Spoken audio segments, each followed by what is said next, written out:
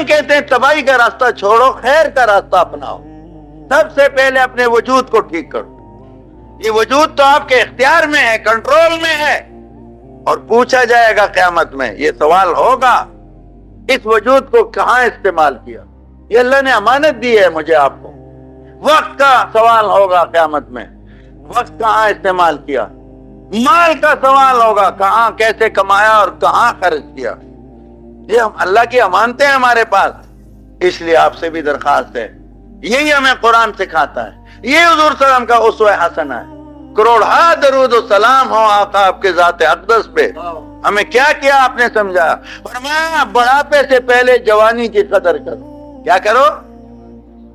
بڑھاپا آئے گا، بڑھاپا ستائے گا، پھر کر نہیں سکو گے، جی چاہے گا نہیں. پہلے ہی جوانی کو ٹھیک رکھو. اور فرمایا بیماری سے پہلے صحت میں کچھ کر لو. آپ جاؤ اسپتالوں میں پڑے ہیں، ان کا دل بھی چاہتا ہوگا ہم مسجد میں جا کے جمعہ پڑھیں، نہیں اٹھ سکتے، آلات لگے ہوئے ہیں. جاؤ اسپتالوں میں کبھی کبھی جایا کرو اسی نیت سے، ثواب بھی ملے گا، پتہ چلے گا. فرمایا صحت، بیماری سے پہلے صحت کو غنیمت جانو. اور یہ بھی فرمایا موت سے پہلے اس زندگی کو غنیمت جانو. جب موت آئے گی پھر کچھ بھی نہیں ہم کر سکیں گے. یہی سبق ہمیں محبوب رب نے پڑھایا اور محبوب نبی صلی اللہ علیہ وسلم نے پڑھایا. ہمارے فائدے کا ہے. وقت آئے گا جب بڑھاپا آئے گا، حضور کی بات سامنے آ جائے گی. میرے سامنے ہے اس وقت، میں چلتا ہوں، مجھے کئی ساتھی وہ دیکھتے ہیں یہ ذرا اچھا بھلا لگ رہا ہے تو وہ مجھے کئی چلانا چاہتے ہیں فرلانگ. میں کہتا ہوں میں نہیں چل سکتا، کوئی گاڑی کا انتظام کرو، کیونکہ کمر دکھنے لگ جاتا ہے. اوروں کو تو نہیں پتا، تو مجھے حضور صلی اللہ علیہ وسلم یاد آ جاتے ہیں. میں کروڑہا درود و سلام آقا، آپ نے ہمیں صلی اللہ علیہ وسلم، آپ نے ہم پر کتنی شفقت فرمائی. تو یہ ایک دن میں اور آپ یہاں نہیں ہوں گے، کوئی بھی نہیں ہوگا. اگر اس بات کا یقین آ جائے اور دل میں کوئی ظلم نہیں کرے گا، نہ کوئی جج کرے گا، نہ کوئی بادشاہ کرے گا، نہ کوئی سرمایہ دار کرے، کوئی نہیں. جس کو پتا ہے میں نے اللہ کے سامنے کھڑا ہونا ہے. حضرت صدیق رضی اللہ تعالیٰ عنہ، صحابہ کی کیفیت تھی. ایک موقع پر حضرت صدیق کے ساتھ ایک بندہ الجھا. حضرت صدیق کے زبان مبارک سے سخت کلمات اس کے لیے نکلے. پھر ایک دم حضرت صدیق نے معافی مانگنا شروع کر. وہ نہیں جانتا تھا یہ حضرت صدیق ہیں، لیکن حضرت صدیق یہ نہیں کہ میں وہ ہوں کہ قرآن میں میری جنت کی بشارت ہے، میں وہ ہوں کہ قرآن میں آیات آئی ہیں فضیلت میں.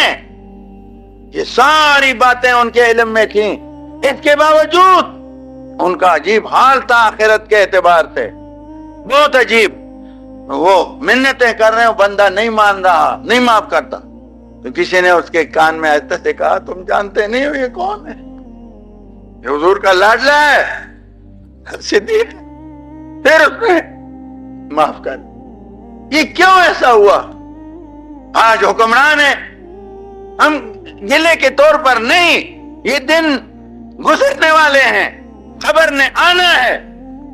رب العالمین کے سامنے میری اور سب کی اس دن کو یاد رکھ کے زندگی گزارو، مت غفلت میں، وہ پوری طرح پٹائی ہوگی.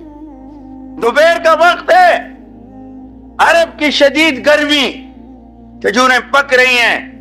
وہ آپ کو پتہ ہے، آپ کو گئے ہو جو عرب حج کو گئے ہو جو گرمی کا عمرے کا، تو دیکھو کیسی حالت ہوتی ہے. لو چل رہی ہے، دوپہر کا وقت ہے، اور ایک شخص تیز تیز بھاگتے ہوئے جا رہے ہیں. حضرت عثمان رضی اللہ عنہ نے دیکھا تو انہوں نے کہا تو حضرت عمر امیر المومنین ہے. تو جلدی گئے، امیر المومنین کیا ہو گیا، کیوں اس طرح؟ فرمایا بیت المال کے اونٹ گم ہو گئے ہیں، بیت المال کے اونٹ گم ہو گئے ہیں.